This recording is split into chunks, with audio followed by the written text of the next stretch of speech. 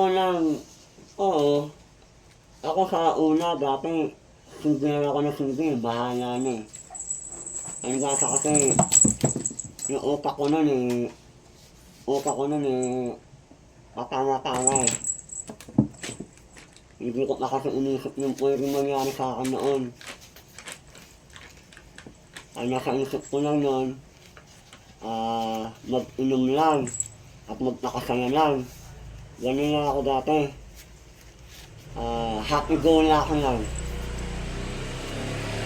Kaya nasa ngayon, dahil nga sa ganun na ginawa ko, ito naman ang nagkakalit. Nagkakalit na o kamayanan sa mga nagagawa ko. Na sinala ang aking kidney. At sa totoo lang, hindi na talaga ako nakakaihi. Kahit gakatak lang, wala nang lumalabas na ihi. Yung ihi ko, humahalo na sa dugo ko. Kaya kailangan ko talaga magpa-dialysis. At oras na hindi ako makapagpa-dialysis ng 2 beses, may kalalagyan na talaga ako. Kundi hospital morgue. Yung dalawa lang yun ang pwede kong puntahan. Hospital o morgue.